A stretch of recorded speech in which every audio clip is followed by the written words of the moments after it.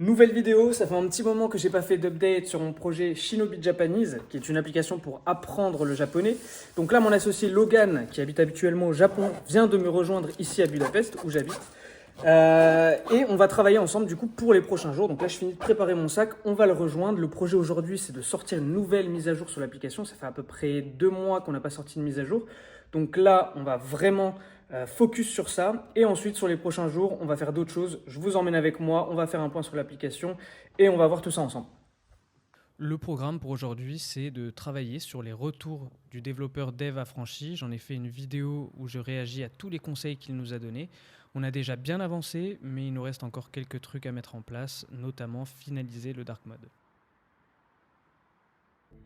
Bon, voilà à quoi ressemble notre setup chez Shinobi Corp. Donc là, en ce moment, on est en train de travailler sur le dark mode. On travaille aussi sur la version iPad. Donc je garde toujours tous les appareils à proximité pour pouvoir tester. Là, il y a Android aussi. Et évidemment, toujours une petite vidéo comme ça. Je ne sais pas si vous regardez aussi des vidéos ou si vous écoutez de la musique quand vous travaillez. Mais ça, c'est des playlists de genre 8 heures. Et c'est incroyable pour travailler, pour se concentrer.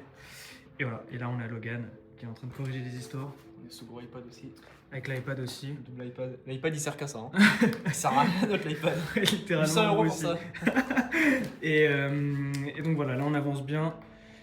Et je pense qu'on va travailler encore jusque ce soir. En fait, on travaille tout le temps.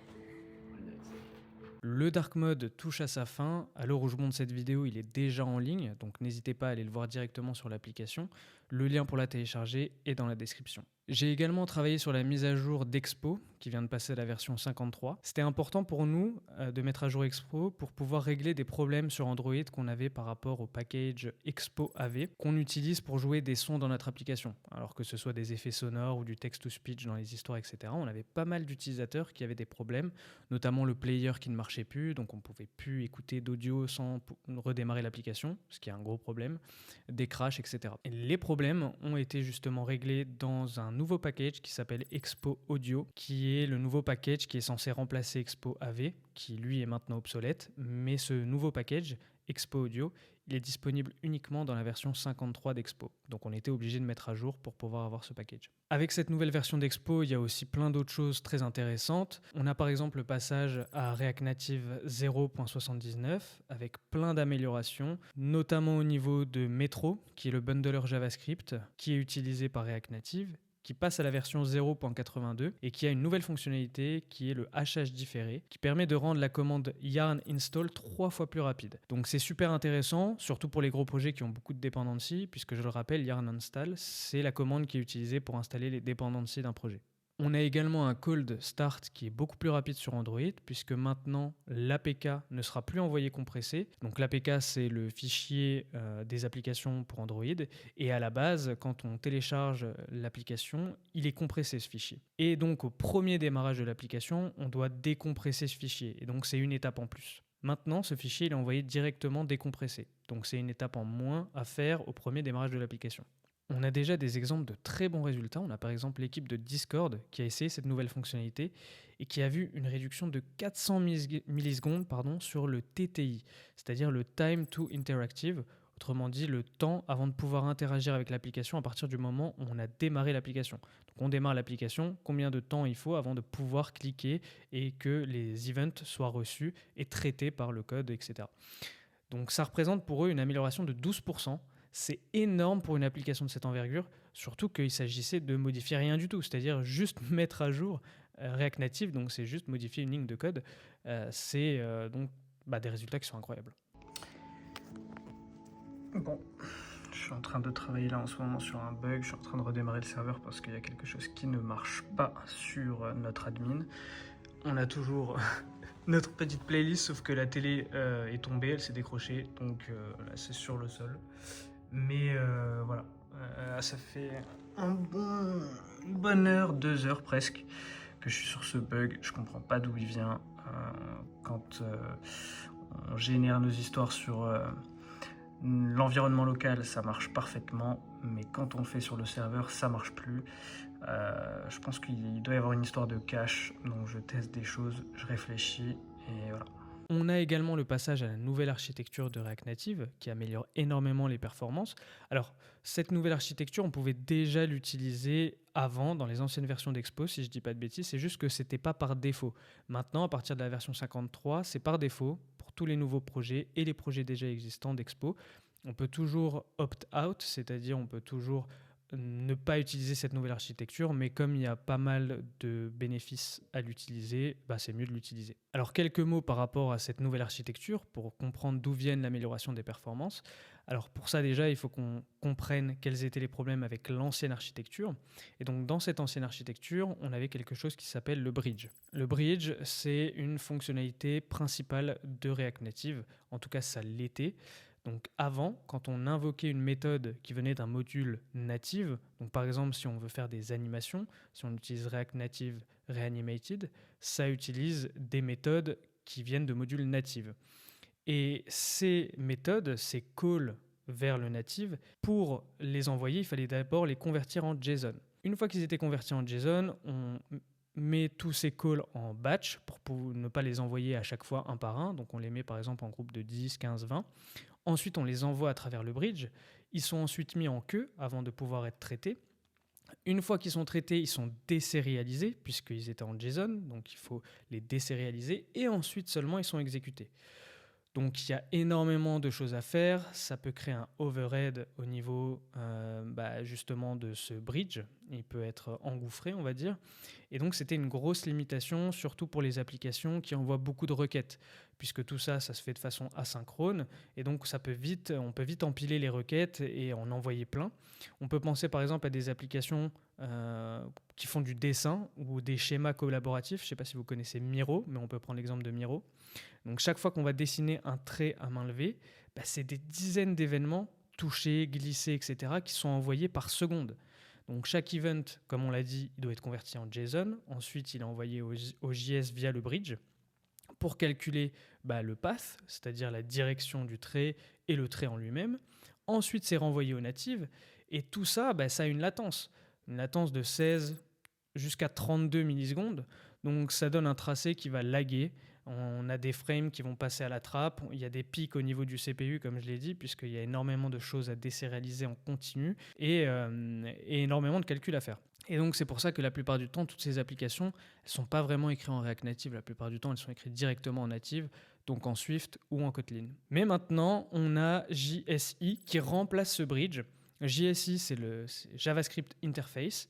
C'est une interface en C++ qui permet justement la communication directe et synchrone entre le JS et les modules natifs. Donc maintenant, on n'a plus besoin de passer nos informations, nos calls en JSON, de le faire passer par le bridge, désérialiser, etc. Maintenant, c'est direct. Et d'ailleurs, petite parenthèse pour expliquer un petit peu ce problème avec le bridge, et notamment au niveau des animations, si vous utilisez React Native Reanimated ou juste d'ailleurs Animated de React Native directement, eh bien, on utilise très souvent l'option Use Native Driver quand on travaille, comme je l'ai dit, avec des animations. Et initialement, en fait, ces animations, elles sont calculées sur le thread JavaScript. Et donc, à chaque fois, on doit envoyer une update du résultat au native à chaque frame pour qu'il puisse être affiché à l'écran de l'utilisateur. Mais avec cette option, en fait, on va éviter cette communication entre le native et le JavaScript, puisque au final, on n'a pas forcément besoin de toujours mettre à jour le JavaScript. Ce qu'on a besoin, c'est surtout de mettre à jour le native. Donc, ça va permettre d'éviter cette communication, encore une fois, et de faire tous les calculs sur le thread UI native. C'est pour ça que ça s'appelle Use Native Driver. On va utiliser les drivers natifs directement pour faire les calculs plutôt que d'utiliser le thread JavaScript. Bon, mais cette mise à jour, elle n'a pas été sans problème. Ce qui nous a causé le plus de problèmes et ce qui nous a pris le plus de temps pendant cette mise à jour et ce passage du SDK 52 au SDK 53, c'est le passage du fichier AppDelegate du langage Objective-C au langage Swift. Alors, je vais expliquer dans un instant ce que c'est le fichier AppDelegate, mais d'abord, pour ceux qui démarrent seulement le développement mobile, Objective-C, c'est l'ancien langage natif d'iOS. Ça fait maintenant plusieurs années qu'on est passé à Swift, sauf que ça met toujours du temps à migrer toute l'architecture, les packages, etc. Alors, le fichier AppDelegate, c'est un fichier qu'on retrouve dans les applications iOS. C'est un peu le chef d'orchestre quand on va démarrer l'application, par exemple, ou quand on va mettre l'application en background, etc. Il y a plusieurs choses qui vont se faire et c'est dans ce fichier AppDelegate que tout ça va se passer. Alors pour donner des exemples, c'est ici qu'on va s'enregistrer pour les notifications push, par exemple. C'est aussi ici qu'on va pouvoir configurer des tâches de fond, donc des tâches qui vont être faites en background. On peut penser par exemple, je ne sais pas, une application de taxi, eh ben, on va vouloir mettre à jour la localisation en fond. Et surtout, on va pouvoir initialiser les SDK tiers. Donc admettons qu'on ait des analytics, par exemple Google Analytics, nous c'est ce qu'on utilise dans l'application, et bien en fait le package de Google Analytics, ce qu'il va faire, c'est qu'il va intégrer une ligne de code dans le fichier AppDelegate pour pouvoir initialiser tout simplement le package, initialiser le SDK pour ensuite qu'il puisse être utilisable à travers toute l'application. Et par exemple, c'est aussi le cas pour les crash reports. Nous, on utilise Sentry. Et ben, Sentry fait exactement la même chose. Le package de Sentry, React Native, va intégrer, va infiltrer une ligne de code dans le fichier AppDelegate pour pouvoir s'initialiser au niveau du native. Et donc, c'est là que vient le souci. Donc nous, on utilise Expo en Manage Workflow, c'est-à-dire qu'on n'a pas besoin de toucher au code native. C'est un peu l'idée d'Expo, c'est que c'est 100% géré par Expo. Nous, on a juste à se soucier du code JavaScript. Et donc, on n'a pas besoin de toucher en soi au fichier AppDelegate, puisque c'est un fichier qui fait partie du code native. Comme je l'ai dit précédemment, c'est les packages qu'on va installer qui vont justement faire ça. Donc nous, on a juste besoin d'installer des packages. Ces packages vont ensuite modifier eux-mêmes le code native où on va apporter justement des fonctions qui sont faites en native mais qu'on peut ensuite utiliser en JavaScript. Sauf que tous ces packages, ils ne sont pas forcément à jour avec le fait que AppDelegate ne soit plus écrit en Objective-C mais en Swift. Et donc, parmi tous les packages qu'on utilise, parmi toutes nos dépendances, eh bien, on a une dépendance qui n'était pas à jour et c'est AppCheck. AppCheck de Firebase qui nous permet d'authentifier les requêtes vers Firestore, qui est notre base de données, et vers Google Function, pour s'assurer que les requêtes viennent vraiment de notre application et pas d'un petit malin qui essaierait de faire des petites requêtes de son côté. Donc en gros, pour résumer, on a ce package qui n'est pas à jour. Donc je tiens à préciser, la dernière version de ce package n'est pas à jour. Ce n'est pas le package qu'on n'a pas mis à jour. Et donc en fait, il continue d'injecter du code Objective-C pour initialiser le SDK au niveau de AppDelegate, alors que c'est un fichier qui est en Swift. Donc en fait, on a de l'Objective-C qui est injecté dans un fichier Swift. Et donc ça ne marche pas forcément. Alors à ce moment-là, on avait plusieurs solutions. Soit on retourne à la version Expo 52 et on abandonne tous les avantages que j'ai cités précédemment, notamment on continue d'avoir des problèmes avec l'audio, ce qui est assez chiant, en attendant du coup que le package de AppCheck soit mis à jour. Soit on abandonne AppCheck, ce qui est beaucoup trop dangereux, évidemment, puisque comme je l'ai dit précédemment, ça permet d'authentifier les requêtes, donc c'est même pas envisageable. Ou alors, je peux patcher le package moi-même. Bon, j'ai choisi la dernière option, donc j'ai utilisé Patch Package. C'est justement un package qui permet de fixer et de modifier le code d'autres packages et de garder ces fixes à travers les builds, c'est-à-dire qu'on n'a pas besoin de remodifier le code de la dependency dans le dossier Node Modules à chaque fois. Et je vous cache pas que ça m'a pris des heures parce que j'ai jamais touché au code native, je savais pas du tout comment faire, j'ai jamais contribué à un package, j'ai jamais touché à une dependency, etc. Donc je savais pas du tout comment faire. Donc j'ai dû lire pas mal le code, essayer de comprendre, essayer de trouver où est-ce que cette ligne de code était injectée dans AppDelegate et puis ensuite convertir et ajouter le support pour Swift. Bon, après, du coup, plusieurs heures, comme j'ai dit, j'ai réussi à faire quelque chose de correct. Donc, j'ai testé ensuite sur mon application et ça marchait. Donc là, la prochaine étape, je me suis dit pourquoi pas faire ma première PR, ma première pull request, puisque j'en avais jamais fait, j'avais jamais contribué à un projet. Donc là, encore une fois, plein de choses à apprendre puisque je savais pas comment contribuer à un projet. Notamment, je savais pas comment respecter, parce que moi j'avais fait mon code à moi, mais il était dégueulasse, évidemment, et il fallait respecter toutes les codes of conduct, machin, et la façon de... Les bonnes pratiques, on va dire, les guidelines pour avoir un code qui est homogène dans le repo. Donc j'ai dû modifier un petit peu mon code, j'ai dû écrire des tests, puisque forcément il fallait que j'écrive des tests pour la fonctionnalité que je venais de faire. Il fallait aussi que je run les tests qui étaient déjà, donc il y avait du test unitaire et il y avait du end-to-end test pour bien s'assurer que mon code n'ait pas cassé tout le reste du package. Et ensuite, j'ai dû faire ma pull request. Et après quelques jours, ma pull request a été acceptée par un des plus gros mainteneurs du repo. Donc j'étais hyper content, très satisfaisant. Et du coup, j'espère que je vais continuer de pourquoi pas contribuer à d'autres projets open source à l'avenir. Ça prend pas mal de temps, je vous cache pas, mais c'est hyper enrichissant puisque j'avais jamais, encore une fois, vraiment eu à lire le code de quelqu'un d'autre, puisque j'ai toujours fait mes propres projets, j'ai toujours codé moi-même, ou alors j'ai codé pour des clients, mais c'est pas pareil. Là, c'était vraiment, mon code allait être lu par un très bon développeur, et puis ensuite accepté ou rejeté, et donc c'est une autre dynamique, on va dire. Bon, du coup, notre application est à jour avec Expo 53, etc. On a mis en place toutes les recommandations qui nous ont été faites dans la vidéo, ma vidéo précédente, donc je vous invite à la regarder. Maintenant, il ne nous reste plus qu'à tester. On va tester sur des appareils virtuels, des appareils physiques et s'assurer que tout marche bien. Donc tout ça, ça nous a pris une bonne petite heure puisqu'on n'a pas encore de tests automatisés. On devrait faire justement, comme je l'ai dit précédemment, des tests unitaires et du end-to-end testing. Mais c'est vrai que ça prend du temps à mettre en place. Et là, pour le moment, on veut essayer d'itérer rapidement, ajouter de nouvelles fonctionnalités et surtout fixer les bugs qu'il y a déjà sur notre application. Bon là les gars, ça fait maintenant à peu près 2 mois et demi qu'on n'a pas fait de mise à jour. Je vais enfin faire cette commande pour faire le build de production. Il faut savoir que ça nous a pris énormément de temps à faire une fonctionnalité qu'on voulait absolument faire, qui était la tokenisation. J'en parlerai à nouveau dans une vidéo un petit peu plus détaillée pour expliquer comment marche le japonais, le fait qu'il n'y ait pas d'espace, etc. Et c'est un challenge. Et donc ça fait 2 mois et demi qu'on a travaillé sur un système pour pouvoir le faire automatiquement.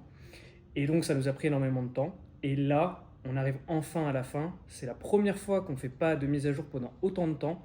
Et donc c'est vraiment, on va dire, un relâchement de pouvoir faire cette mise à jour. Donc là, on va le faire de façon incrémentale pour la première fois, c'est-à-dire qu'on va envoyer la mise à jour seulement à une certaine partie d'utilisateurs, que ce soit sur l'App Store et sur le Google Play Store. Donc on va commencer par 20% et on va voir s'il y a des bugs, puisque là, on commence à avoir quand même pas mal d'utilisateurs. On a environ 20 000 utilisateurs actifs, ce qui fait que si on prend 20% de ces 20 000 utilisateurs actifs, on va avoir environ 4000 utilisateurs, pardon.